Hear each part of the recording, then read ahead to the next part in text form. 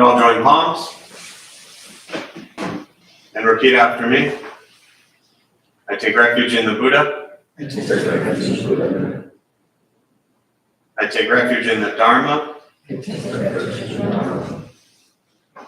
I take refuge in the Sangha. Keeping the palms joined.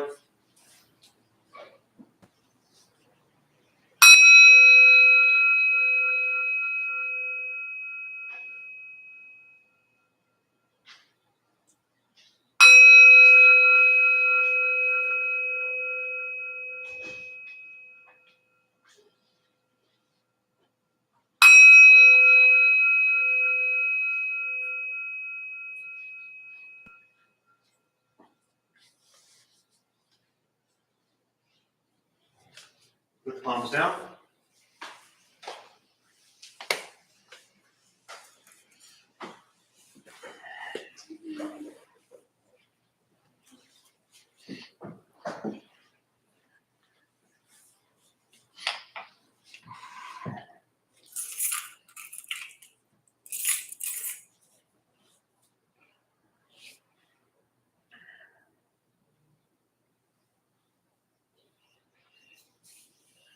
All right, good evening, everybody.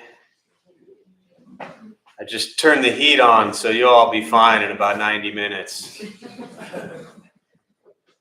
Oh yeah, it's an hour class. And we have no heat, but other than that, you're totally fine. Yeah. So, yeah. What are y'all doing here?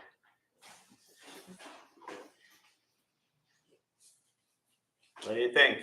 I'm glad all four of you are like, if you all like smushed together. Have you ever watched penguins? What they do? Like, wait, is it winter time? Someone know what I'm talking about? Can you expand on this? Because I'm about to ruin this story. But when they all like, what's that? It's to conserve warmth. Yeah. When they all like huddle up. The ones in the inside are the warm ones. And yeah. And I forget though, is it a certain like bears like hibernate for the winter type of thing, or do they do that? There's like a certain time of year that they do that, no? I think it's to withstand like when the storms come through. Yeah. Versus the normal freezing cold that they're in. Yeah. Were you gonna add? No. Oh no. Has anyone else seen that? Super cool. There's like there'll be like, I don't know, 100 penguins or something like that, and they get like in this huge like huddle. They like circle up and they just like, yeah, I guess the ones on the outside, their backside. They circle inside. They like take turns. Oh, really? Yes, they rotate in. Oh, they're smart. I mean, I figured they were smart, but yeah. I forget what I was watching where I saw that. But yeah, so now if you haven't seen this, definitely when you get home tonight, Google penguins cuddling, I guess. Yeah. And you'll find it. It's really cool. They're smart. They're creative. So yeah. So what else? Anything on anyone's mind they want to just kick off with?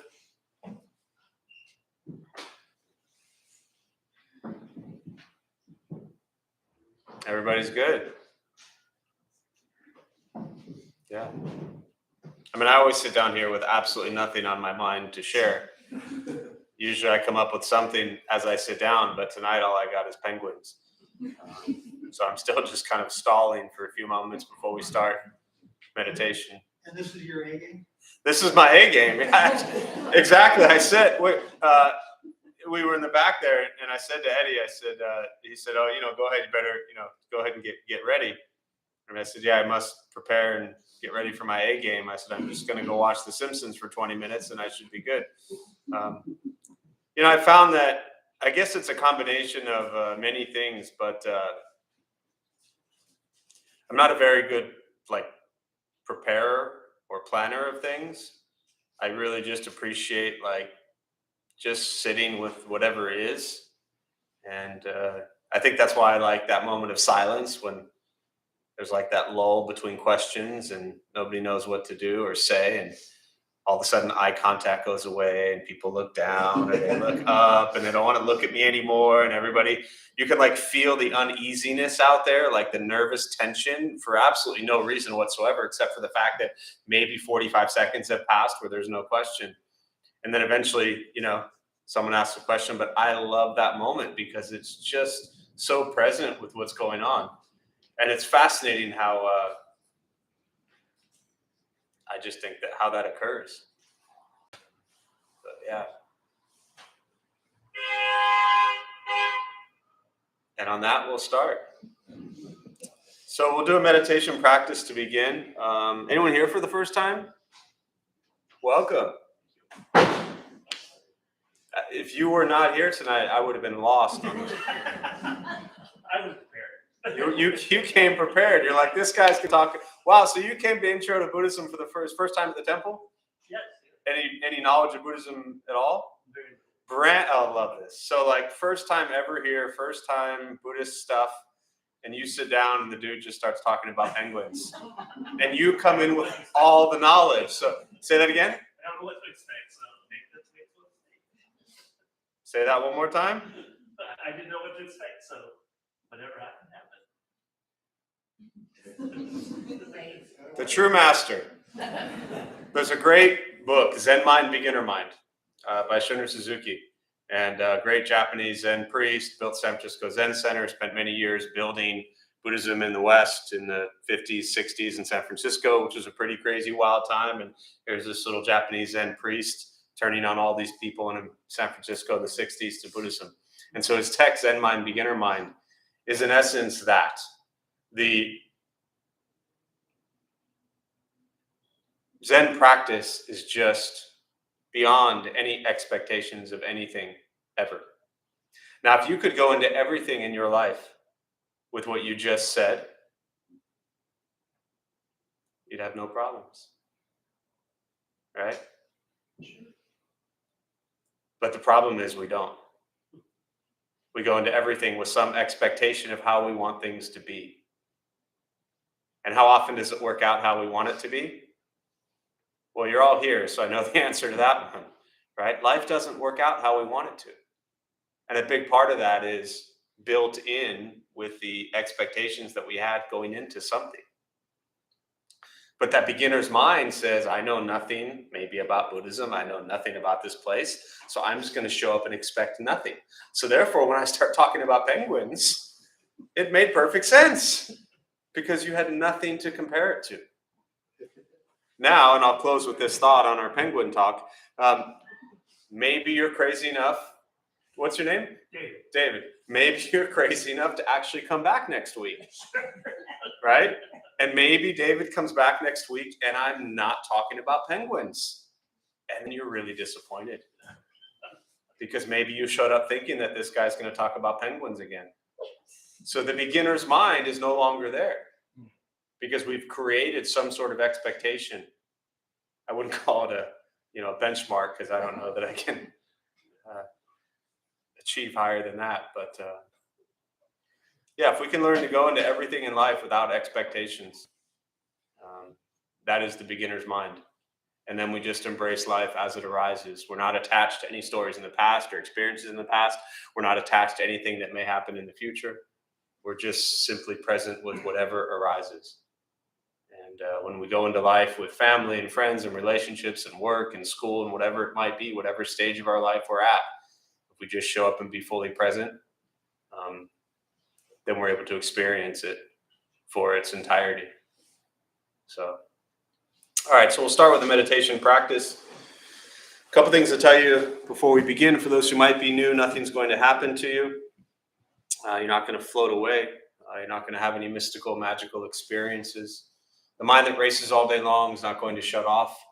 Don't judge your practice, meaning don't ask yourself, is this working or not working? Are you doing it right or wrong? We're just going to sit, we're going to breathe. You'll hear sounds inside, sounds outside.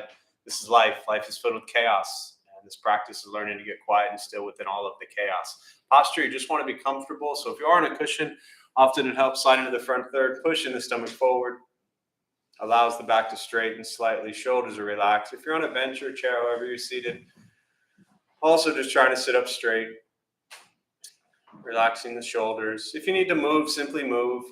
Movement doesn't make you a bad meditator, just means you have an itch or your leg hurts. And to all of you joining virtually, my apologies for not saying hello earlier. Good evening, glad you're here. Thanks for joining us. I'll guide us as we begin, and we'll settle into a little bit of silence. Most important, do not expect anything. We're just going to sit and breathe.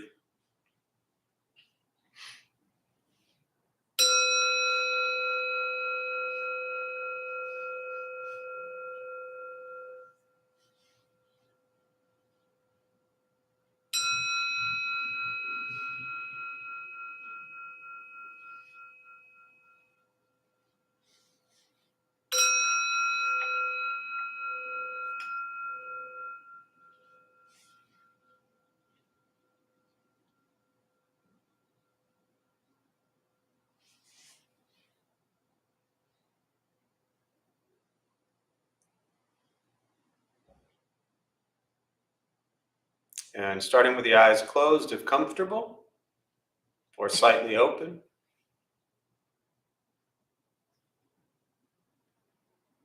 Mouth is open or closed, whatever's comfortable. We'll start with taking 3 deep breaths, slowly.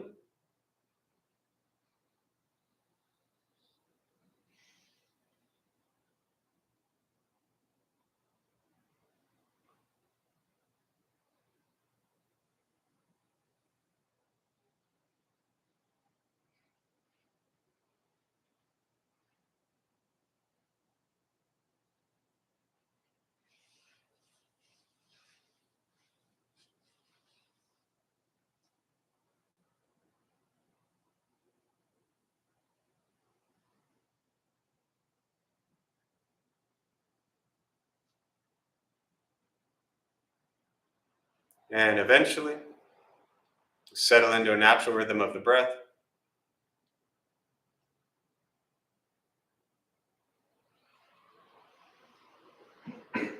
And throughout the practice, you'll hear sounds.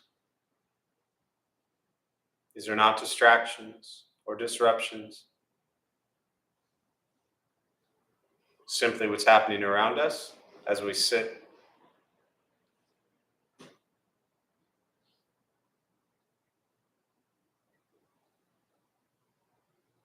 Noticing the mind as it wanders, jumping from thought to thought.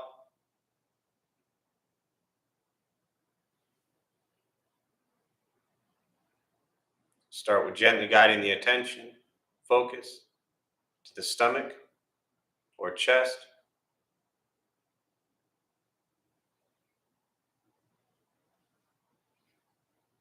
Breathing in, feel them rise.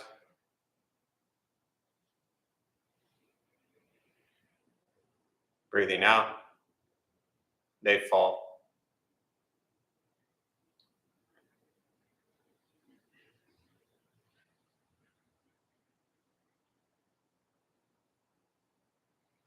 Simply continue this practice, observing sensation of breath, expecting nothing but to sit and breathe.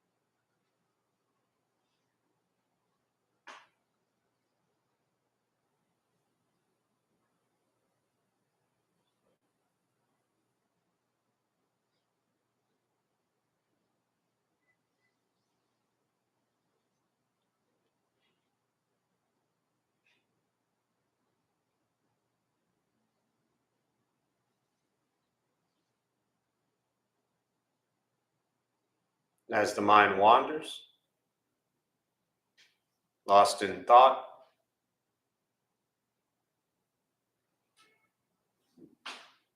recognize it.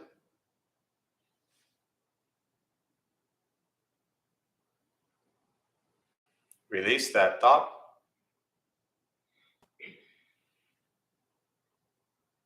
Return attention, focus to the breath.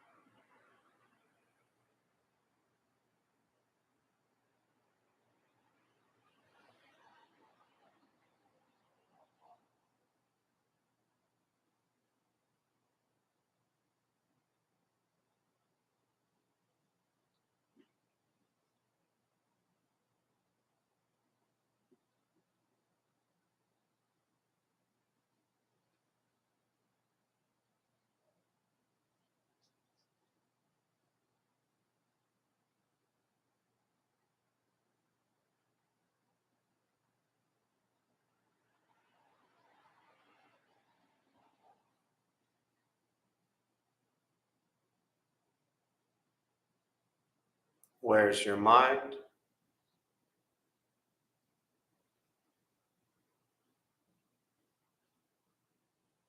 Return to breath.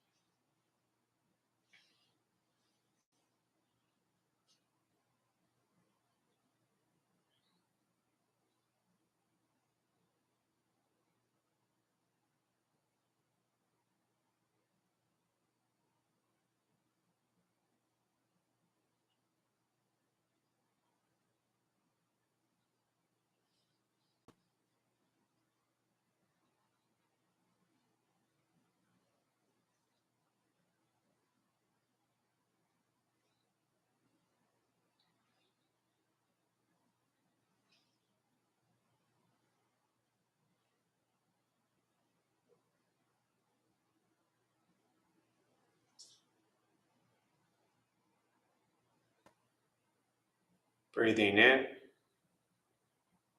follow breath in.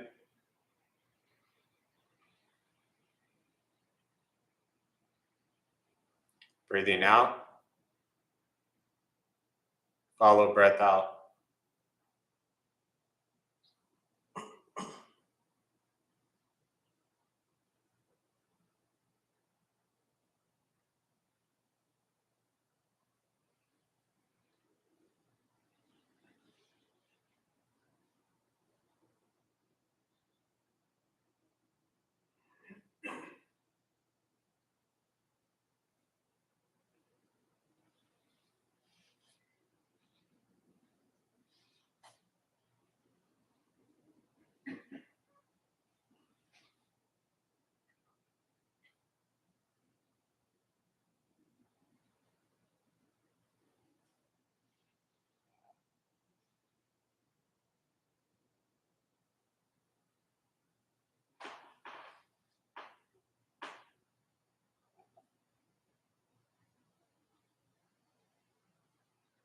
Keeping the mind alert.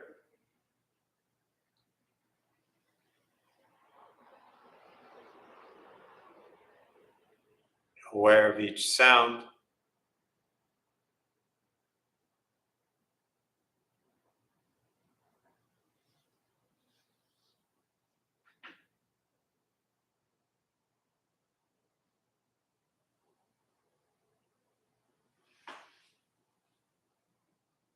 Each thought.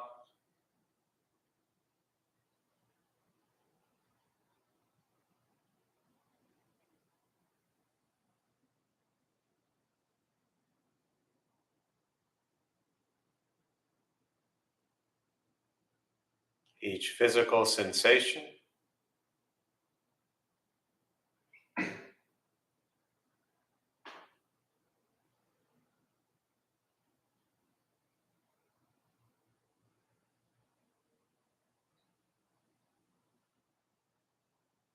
Yet concerned with nothing but sitting,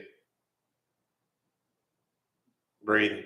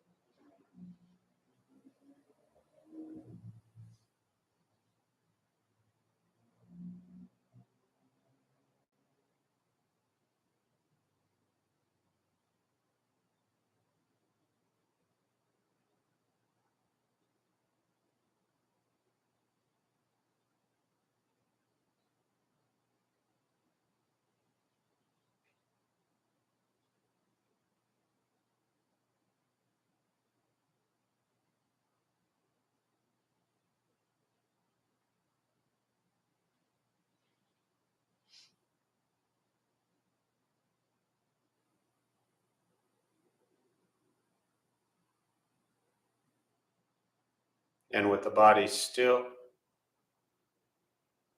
rested,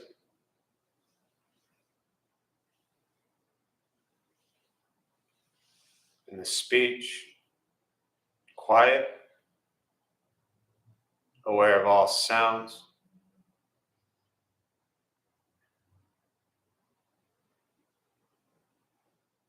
and the mind learning to settle.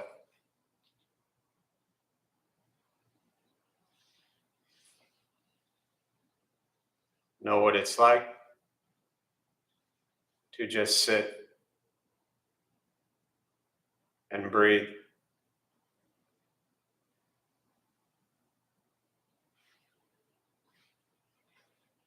Knowing with each breath, there's nothing else to do.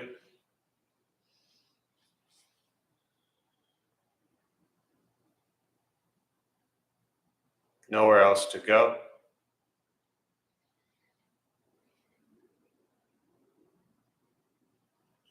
And no one else to be.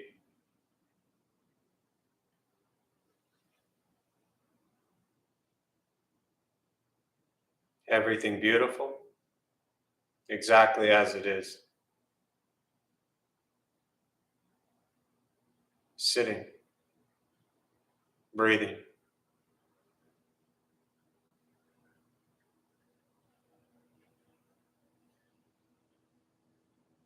And once again, taking 3 deep breaths, slowly.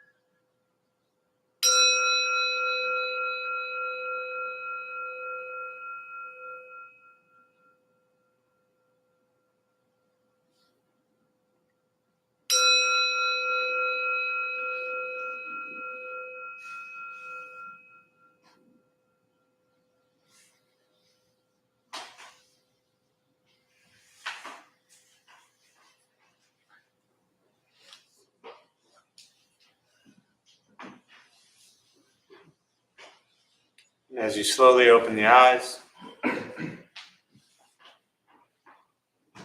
slowly beginning to move.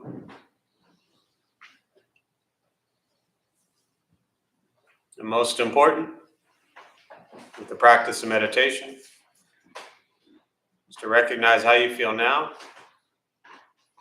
immediately after. Compare this to how you typically feel throughout your day. Recognize the difference, if there is one. Ask yourselves how you'd prefer to feel every day for the rest of your life. And realize however you feel now, if it's quiet, calm, and still, or a busy mind, racing mind, whatever you're sitting with at this moment, has nothing to do with anything I said. It's nothing to do with how we sit and hold the hands or cross the legs. It's nothing to do with the sounds around us or anything else for that matter. It has everything to do with your own mind and your own mind's reaction to an external condition. This is what the Buddha called pratitya samuppada. It means dependent origination. This is the basis of the Buddha's awakening. The word Buddha simply means awakened. He was a human being, no different than any one of us, who began to understand why he suffered, why he got angry, sad, depressed, stressed, anxious. He began to understand the causal relationship of all phenomena. And what that means, very simply, for all of us, regardless where you come from or what you believe in and where you think you're going, your whole life is filled with things that happen. You react. More stuff happens, more reactions. That's it. That's what we get. This practice is learning what it's like to respond to something quietly, peacefully, still. Because for most of us, the way you responded to the last 20 minutes is quite different from how you respond to everything else that's happening throughout your day. And so all we're working on is closing the gap to where the way you feel now is closer to how you feel always. Just as driven, motivated, productive, successful, whatever that means to you in your respective lives. But with a mind that's steady, clear, focused, distracted by nothing, and disturbed by no one. It's not an easy practice. It's not necessarily fun. Meditation is not an escape, as often those who are new might think it is. If your life is a crazy, hectic, stressed out mess, meditation won't fix that. It helps you become aware of why your life is a crazy, hectic, stressed out mess, so you can then actually make changes in your life. This practice is waking up to the present moment as it is. Not necessarily how we want it to be, not how we thought it would be, not how we think it should be, but how it actually is. And that's difficult for a lot of us, because we all have ideas of how we want the world to work. Meditation is free. Buddhist practice is free. Sitting, breathing, becoming aware of what you think, what you say, and what you do every moment. Learning to be kind to yourself and then every person you encounter, every moment, the rest of your life. So you just have to spend all day long being nice to people. It's not that difficult, you know? Maybe you sleep 6, 7, 8 hours a day, you watch TV for a few, so you really only got about 12 or 14 hours left that you have to be nice to people. You can do that, right?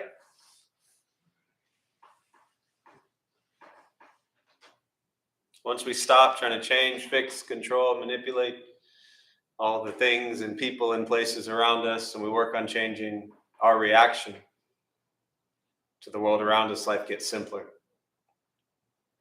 But it's a practice. It's not a 6-week course. It doesn't happen overnight.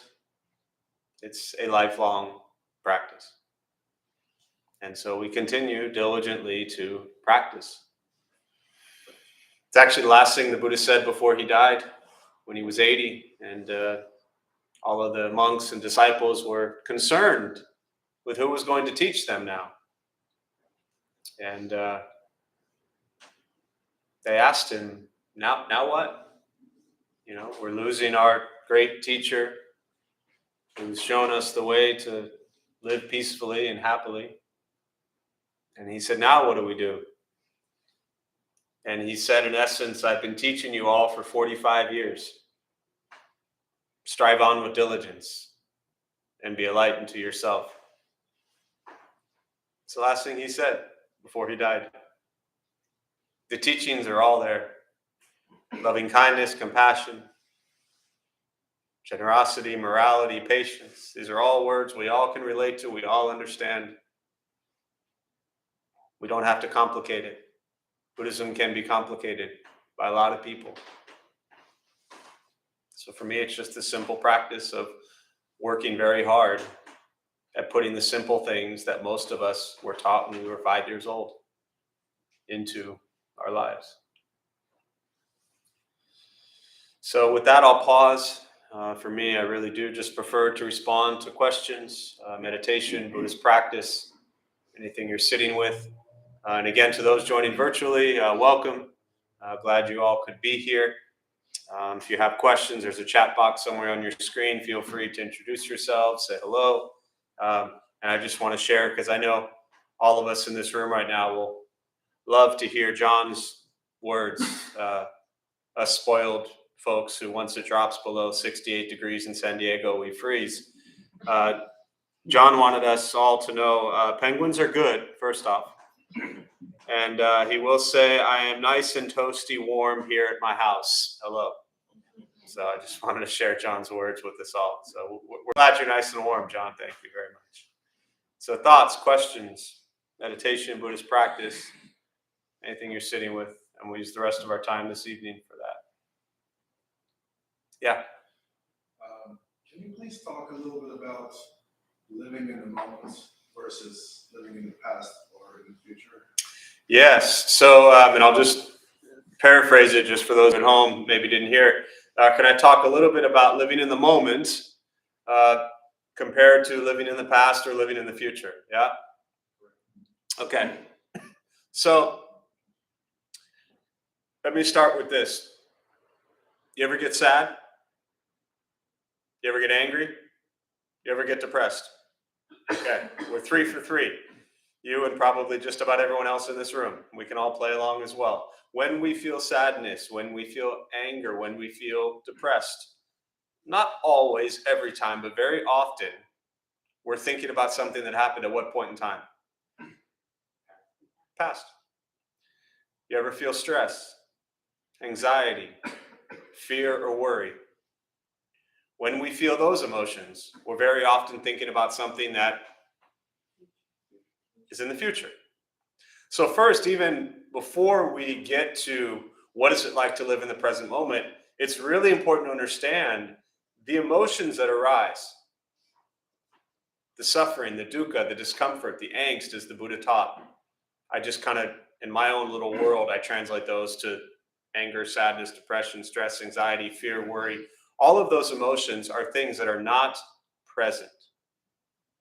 They're things that we are focused on that either occurred an hour ago, this morning, 30 years ago, or they're things that have not yet occurred later on, 5 years from now, 10 years from now. And so it's important to understand that all of these emotions that don't serve us well, usually, is because our mind is wandering constantly. And we have a very difficult time keeping the mind in the present moment. Now, I understand the nature of your question is this exact thing. Like, okay, but then how do we keep it in the present moment, right? Practice. When we do a meditation practice, breathing in, breathing out. Notice the breath in, notice the breath out. Breathing in, breathing out. Notice the breath in, notice the breath out. Breathing in, I'm hungry. I'm going to go eat. What do I want to eat? I want a burrito. I'm going to go to Pokey's. I'd like a drink. Want some chips. Some more guacamole. Oh, wait a minute. I was just breathing. But now I'm sitting here for 5 minutes thinking about a burrito. And now I'm more hungry than I was 5 minutes ago. Okay? So the reality is the practice of training the mind. We call it present time awareness. The practice of staying in the present moment. And we can do this with anything. As the Buddha taught, it's not just, and I shared this morning with the group that was here, it's not just sitting still and breathing. As the Buddha taught, it's sitting, standing, walking, lying down. Example I gave this morning is, you ever have a cup of tea or a cup of coffee? When we have tea or we have coffee, what are we often doing along with our coffee? Say again? Sit, but what else? Say it again? Talk. What else? Slurp. Watching something. Right? Everything. We're having coffee, but we're doing everything else. We're watching TV, we're looking at our phone, we're talking, we're driving. There's like 1,000 things going on while we're just having our coffee. Which is actually why we need the coffee to begin with, because we're trying to do 1,000 things at once.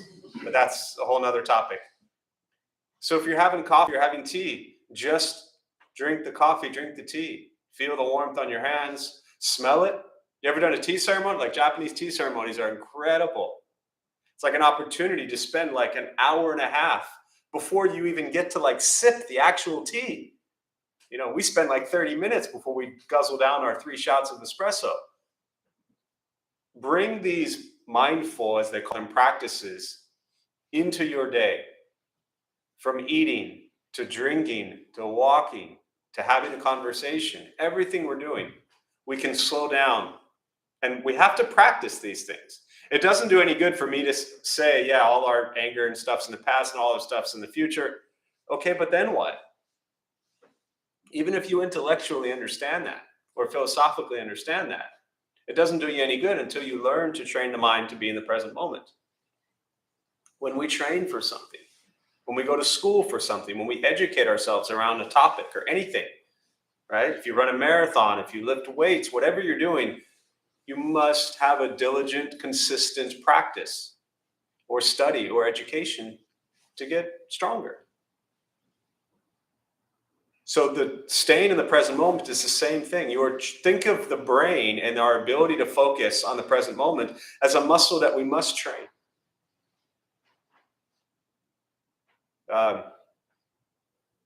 Because most of us have incredibly untrained minds, and our mind is just this crazy mess. I don't know about yours, but mine is. So first understand the beauty of staying present, and then understand that it is a practice and a process. And it starts with the daily meditation practice. If you don't have a daily practice for anybody, do it 5 minutes every single day. Y'all brush your teeth today? Yesterday? Tomorrow? Same thing, right? They're all going to probably fall out at some point anyways. But every day we're like, gotta brush my teeth. Hang on, gotta brush my teeth. There's a fire in the house, gotta brush my teeth. And then some dude says, take 5 minutes every single day and do a meditation practice. And what do you think most people tell me? I'm too busy. I don't have time. We got time to brush your teeth, comb our hair. I don't got to worry about that anymore. But, you know, all this stuff. Training the mind must be a priority. Learning to stay present with these practices should be a priority. And it's very often the last thing we cram into our day, you know? So, does that help at all? Yeah.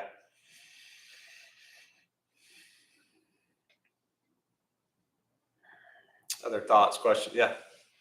I'm at a place in my life where I feel free to talk about this. Sure.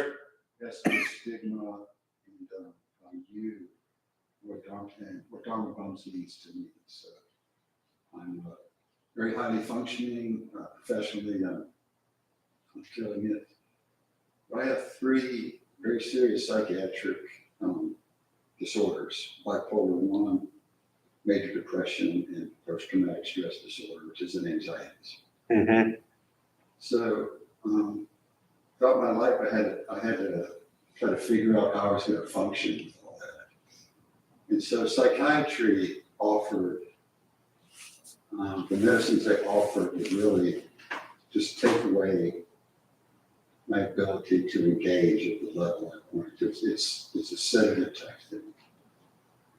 So I had to, I didn't want that feeling of just feeling the shuffle in the drool.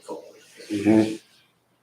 So I had to figure out how I was going to make a decision about what I was going to do with all that. So what you offer me is so important because you're giving me agency in that I get to decide how my mind works as much as it can. These are serious disorders. Mm-hmm. So I'm able to blend psychiatry and what you're offering here at Dharma, if that makes sense. Mm-hmm. And my life has just never been as fulfilling as it is right now. That I'm in the game 100%. I can't afford, for instance, with bipolar, I can't afford to have a manic episode. I just cannot. So I'm going to take some medicine to make sure I don't. Mm-hmm. But I'm not going to take as much. And there's a bandwidth, that I can play with and be safe. Mm-hmm. So I just want you to know you've really given me something valuable. And I think about it, like when we're meditating, just that relentless message that you give, that my attitude, my perspective on feeling, suffering, all these things, the limitations, are all self-imposed.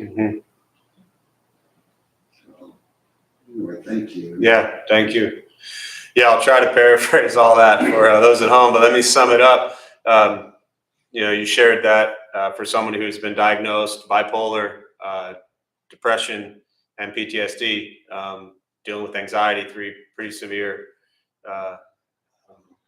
diagnosis, that the practice of meditation, Buddhism, has really helped you find a balance, and that staying on all the meds made it difficult for you to function the way you are used to as a thriving professional individual, and that you're still on the meds. Thank you. I'm going to talk about that in a minute, my little disclaimer here, but that you feel you don't need them as much, but you cannot afford a manic episode.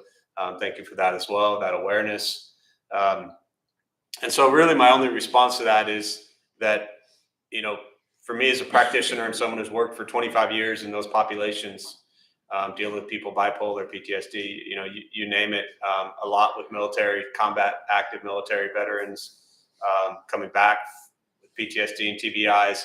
I worked closely for about 12 years with a Navy psychiatrist, incredible individual who built the Navy's first residential treatment program for active military with PTSD and TBI. And the one thing that I will always say, just for anybody here, one, I am no medical professional. If you're on meds, you're on whatever it is, please stay on those. Do not just think that you can do meditation and Buddhist stuff and all of a sudden, meds are going to go away. Please take doctor's advice. And if you need to be on medication, which a lot of people who come here are, and the other half of you are therapists, and many of you are both. So, this is not which I know wasn't your intention, just I'd like to say, this is not a plug for drop medication. Stay on your meds.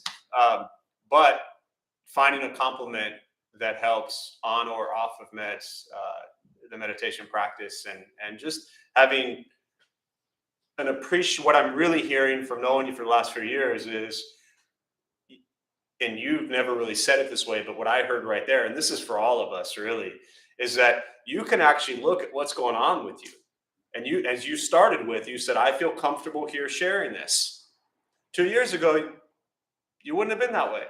But you can sit here in a room full of strangers yet not strangers and say, bipolar, depression, PTSD, and I'm okay with that. And that in itself is really powerful, because this is where I'm talking about what I was talking about earlier, like being with what is. That's what is. And very often we have things like that in our lives. And we're ashamed of them. We're afraid of them. We're embarrassed by them. We don't want to share them. We don't want to open up about them. And we keep it locked inside, no matter what it is.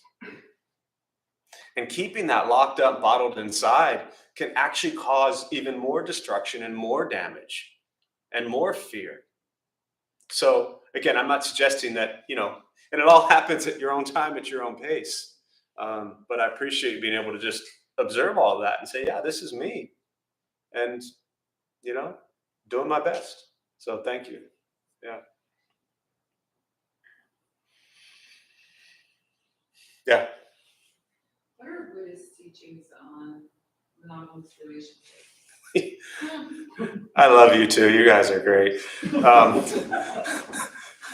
Sorry, I didn't mean to embarrass you like that, but you asked the question. What are Buddhist teachings on monogamous relationships? So let me sum that up in the last few minutes we have here. Trying to figure out which way to go with this.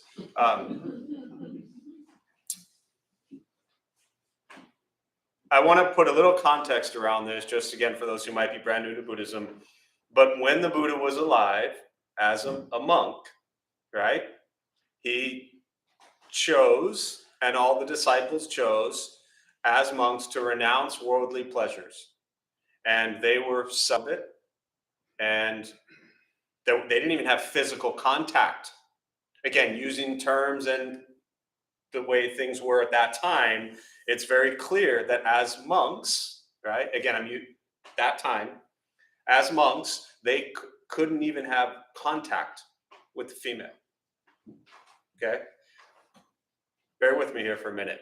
The idea was that they were working on training the mind to overcome craving, desire, attachment, physical form, pleasure, all these things that we chase and chase and chase, right?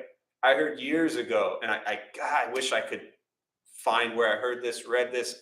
I've shared it so many times, that there was a teaching that it said that if there was anything more difficult to overcome than sexual desire, that the Buddha never would have awakened.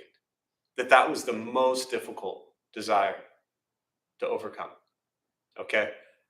Monks, celibate, fast forward 2,500 years later, Buddhist tradition, predominantly monks and nuns follow the same thing. You go to Meta Forest today, Escondido, Thai Forest Monastery, they are living the precepts. That means the monks, they're not going to come up and hug you. There's a good chance if you sit down next to them, they might get up and walk away. Okay? I'll eventually get to your question, but I just want to put a lot of context around this. Okay? You go to Deer Park Monastery, 20 minutes from there, Thich Nhat Hanh, Vietnamese, Buddhist, Mahayana tradition, and they call them the brothers and sisters. They're also Buddhist monks and nuns. They'll hug you to death. Okay? So there are variations. Japanese Buddhist tradition, right? Initially started out the same way. About 1,000 years ago, Buddhism was dying in Japan.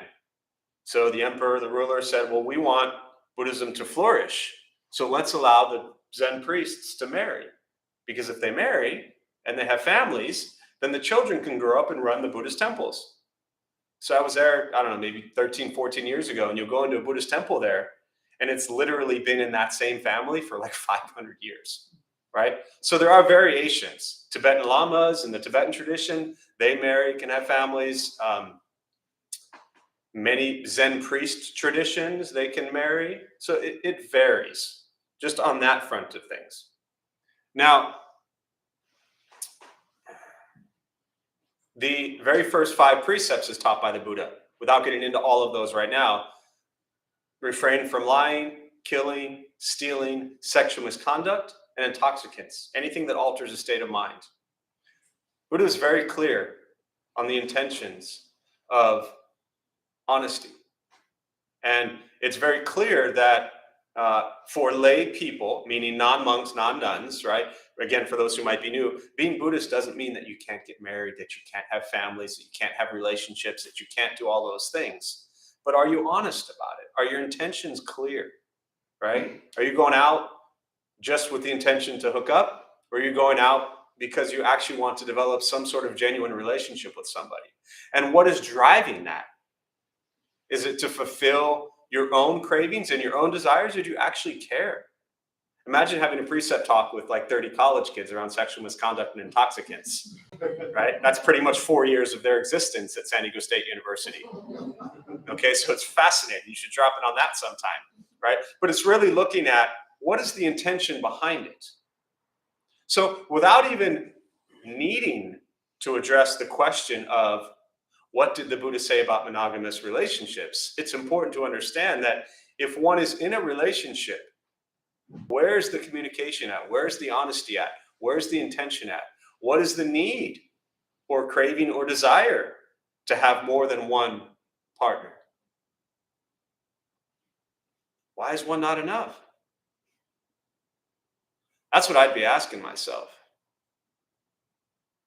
Why is one not enough? I'm not giving you an answer to your question. I'm looking at what I draw from Buddhist teachings on morality, honesty, ethical behavior, craving, desire,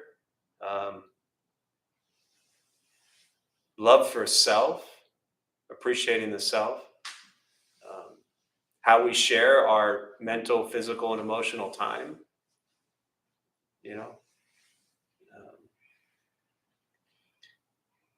Ultimately, I think very often I've heard that, especially for lay people, that relationships are really summed up as when it comes to any sort of physical interaction? Are you in a honest, loving, committed relationship or not? So, as most questions, there are no answers. There's just additional questions and additional things to explore. And I'll also say these things are not about being right or wrong. They're not about being good or bad. They're about being honest with yourself and asking yourself, what is my intention with whatever it might be? And can you observe that very honestly about yourself? So that should at least create a whole list of 10 more questions for next week, you know? So does that help at all? Yeah.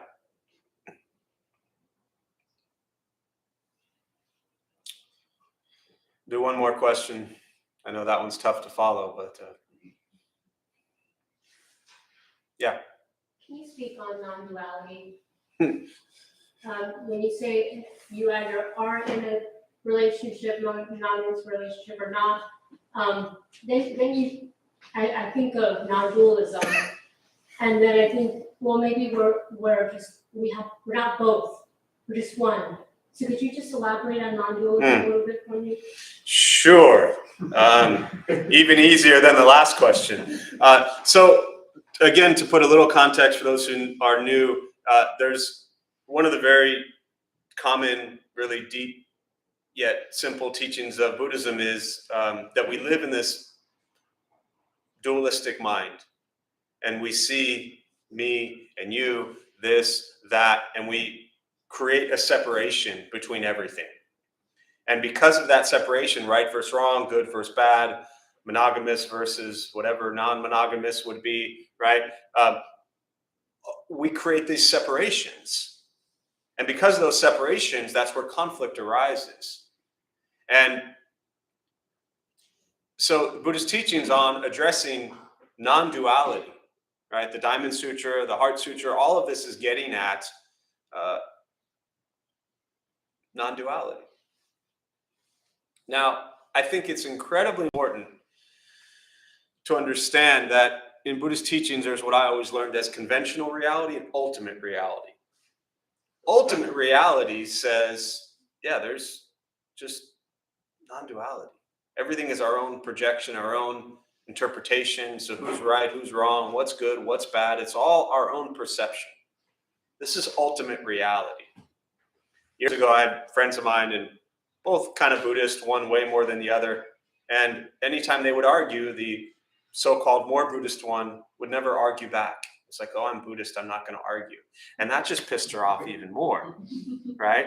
So if you're in a loving, committed relationship, and all of a sudden you start sleeping with multiple people, and you're like, well, I'm Buddhist, and I practice non-duality, so it doesn't matter. That would be conventional reality, and that's going to be incredibly harmful to people. So while there's the ultimate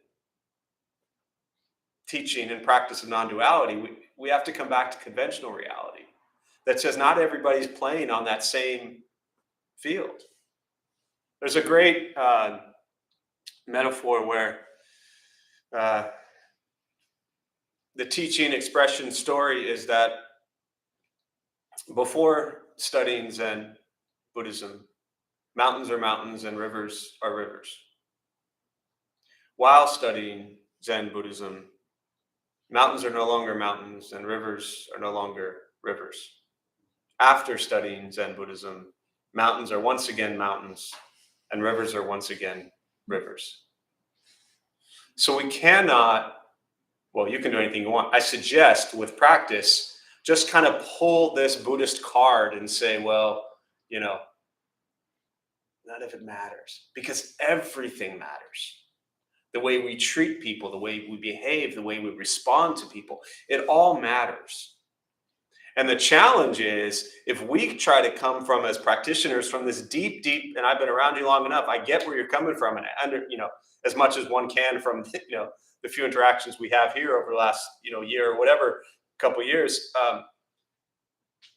there's a real beauty in the practice and perceptions and views and deep teachings of non-duality that you have. bringing those into this conventional world is very difficult because people don't see things that way. And even if we see them that way, it's really hard to live that way. So, but that's why I like that mountains and rivers story, because ultimately, if I jump off that mountain, it's going to hurt. And if I jump in that river and I can't swim, I'm going to drown. So I must respect and appreciate the power of the mountain and the river, no matter how dualistic that may seem. So, yeah, always fun. All right, so I think I'll close on that. Ultimate reality would say we could just sit here for the next 7 years and it wouldn't matter. Conventional reality says it's 8:06 and you're tired, you're hungry, you got to pee, and you want to go. So welcome to the world we live in. We'll join palms. May the benefit of this practice be shared with all beings in all directions. May any merit gained from this practice be transferred to those who need it most.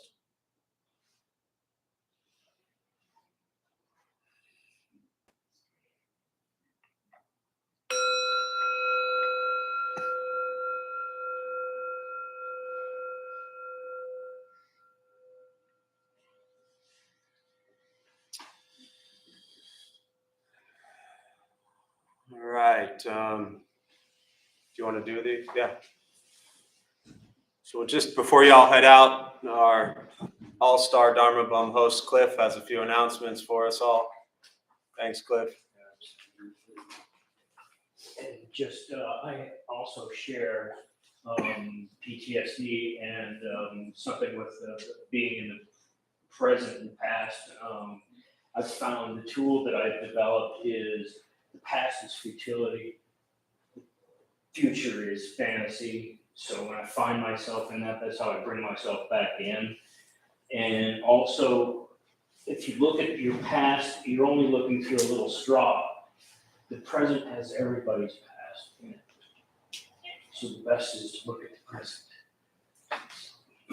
Anyway, my name is Cliff, and we opened the Dharma Bum Temple 15 years ago to introduce Buddhist practice to those who show up. Those who lead are not nuns, monks, gurus, masters, or teachers, and are not looking for students. They're simply practitioners sharing their interpretation of practice with others.